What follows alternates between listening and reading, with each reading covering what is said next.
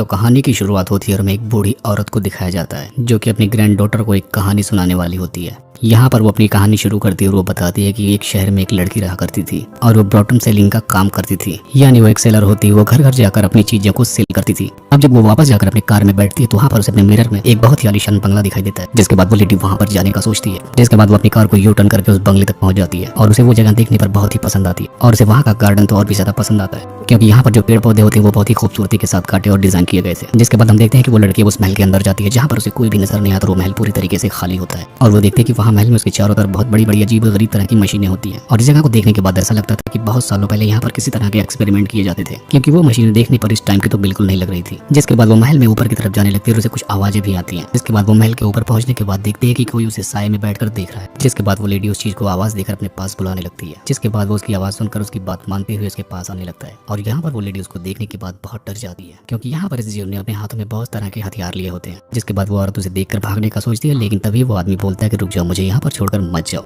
तब यहाँ पर जब वो लेडी गौर से उसे देखती तब उसे पता चलता है कि इस आदमी ने अपने हाथों में कोई हथियार नहीं लिए हैं बल्कि उसके वो खुद के हाथ ही हैं। और यहाँ पर हमें पता चलता है कि ये सब इसलिए था क्योंकि वो कोई इंसान नहीं बल्कि एक रोबोट होता है। तब यहाँ पर ये लेडी उसे उसका नाम पूछती है। जिसके बाद वो रोबोट अपना नाम उसे एडवर्ड बताता है और यहाँ पर ये रोबोट बताता है कि मैं बस एक रोबोट हूँ और मैं पूरी तरीके से कंप्लीट नहीं हूँ, किसी वजह से मुझे पूरा नहीं बनाया गया। अब ऐसा सुनने के बाद इस लेडी को बहुत ही दुख होता है और इसके साथ साथ वो रोबोट काफी सहमा हुआ और खुश बिल्कुल नजर नहीं आ रहा था। अब यहाँ पर ये लेडी गौर करती है कि उस रोबोट के चेहरे पर बहुत सारे स्कार्ड है जिनको वो आहिस्ता से साफ करने लगती है और यहाँ पर वो कहती है कि मैं तुम्हें अब यहाँ पर अकेला छोड़कर नहीं जाऊंगी। जिसके बाद वो उसके साथ हमदर्दी दिखाती है और उसे वापस अपनी कार में लेकर जाती है। अब हम देखते हैं कि एडवर्ड जब उस लेडी के साथ कार से जा रहा था तो वो अपने आसपास की चीजों को देखकर काफी खुश होता है और यहाँ पर अब ये बहुत खुश होता है क्योंकि ये पहली दफा उस बंगले से बाहर निकल कर आया होता है। जिसके बाद हम देखते हैं कि वो लेडी उसको अपने घर पर लेकर आती है। अब इसके बाद वो उसे घर लाने के बाद पहनने के लिए कुछ कपड़े भी देती है। अब यहाँ पर उस रोबोट के हाथ में सीजर्स होती है इसलिए वो अपने कपड़ों को खुद से नहीं पहन पाता तो उसको कपड़े पहनने में वो लेडी उसकी मदद करती है। जिसके बाद कैसे भी करके वो उसे नए कपड़े पहना देती है। अब यहाँ पर वो लेडी उस रोबोट को डिनर के टाइम अपने पेरेंट्स से मिलवाती है। अब यहाँ पर वो एक रोबोट होता है फिर भी वो लेडी उसे इंसानों की तरह ही बिल्कुल ट्रीट कर रही थी।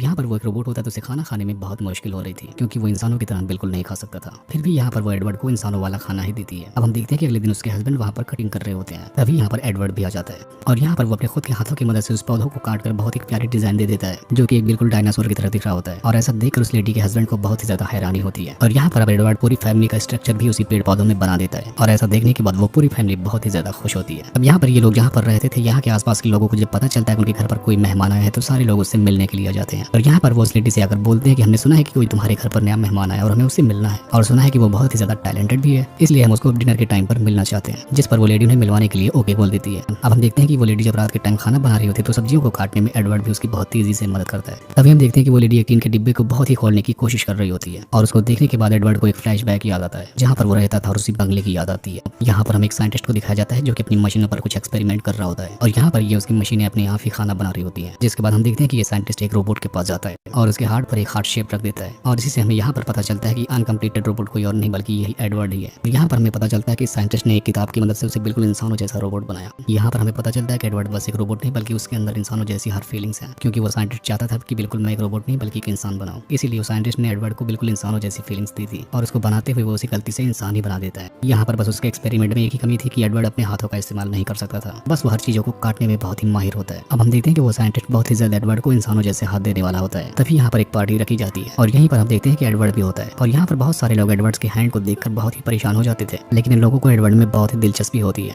इसी वजह से ये लोग एडवर्ड के साथ बहुत ही एंजॉय करते हैं। अब ये कहानी प्रेजेंट में आती है जहाँ पर हम देखते हैं कि एडवर्ड रात में सो रहा होता है। तभी उस लेडी की बेटी वहाँ पर आती है जो कि काफी दिनों बाद अपने घर पे वापस आई होती है। यहाँ पर वो इतने दिनों से घर पे इसलिए नहीं आई थी क्योंकि वो कुछ दिनों से अपने दोस्तों के साथ पार्टी पर निकली थी। यहाँ पर ना ही वो एडवर्ड को जानती थी ना ही एडवर्ड को उसका कोई पता होता है और यहाँ पर इसे देखने के बाद एडवर्ड बहुत ही डरा और सहमा हो जाता है। अब यहाँ पर जब अपना मेकअप हटा रही होती तभी उसे वहाँ पर एडवर्ड दिखाई देता है और यहाँ पर वो एडवर्ड को देखने के बाद बहुत डर जाती है। जिसके बाद वो चिल्लाते हुए अपने रूम से बाहर आ जाती है और यहाँ पर तब उसे उसकी मॉम डैड भी मिलते हैं। जिसके बाद वो इसे यहाँ पर बहुत समझाते हैं और यहाँ पर उसको एडवर्ड से इंट्रोड्यूस करवाते हैं। अब इसके बाद हम देखते हैं कि एडवर्ड अपने घर के बगल जितने भी पेड़ पौधे होते हैं सबको एक नया शेप दे देता है। यहाँ पर हमें पता चलता है कि एडवर्ड ऐसा इसलिए करता है क्योंकि उसे इस फैमिली से बहुत ही ज्यादा प्यार मिलता है। अब हम देखते हैं कि यहाँ पर एडवर्ड जब अपने पड़ोसी की एक ट्री को काट रहा होता है तभी वहाँ पर उनका डॉगी भी आ जाता है जिसके बाल बहुत ही ज्यादा बड़े होते हैं और यहाँ पर हम देखते हैं कि एडवर्ड उस डॉगी के बाल भी काटना शुरू कर देता है और यहाँ पर उस डॉग को एक बहुत ही खूबसूरत डिजाइन देता है और ऐसा देखकर डॉगी के मालिक को बहुत ही अच्छा लगता है और ऐसा देखकर बाकी सब लोग भी अपनी डॉगीज को लेकर उसके पास कटिंग के लिए आ जाते हैं और यहाँ पर सब लोग अपने डॉग्स के बहुत ही प्यारे प्यारे हेयर कट्स करवाते हैं। अब यहाँ पर हम देखते हैं कि एक लेडी अपनी छोटी सी डॉगी को लेकर आती है और उसके हेयर कट को चेंज करवाती है। इसके बाद उसे अपना डॉगी बहुत ही पसंद आता है। अब यहाँ पर वो लेडी एडवर्ड से कहती है कि क्या तुम मेरे भी हेयर कट्स कर सकते हो, जिसके बाद हम देखते हैं कि अब एडवर्ड उस लेडी के बाल को भी काटना शुरू कर देता है। अब यहाँ पर उस लेडी की इतनी खूबसूरत हेयर कट्स देखने के बाद आसपास की सारी लेडीज उसके पास आ जाती है अपने हेयर कट्स करवाने। अब इसके बाद हम देखते हैं कि यहाँ पर सारी लेडीज अपने अपने हेयर कट्स करवाती हैं, यहाँ तक कि वो भी लेडी जो यहाँ पर एडवर्ड को लेकर आई होती है वो भी अपने हेयर कट्स उसी से करवाती है।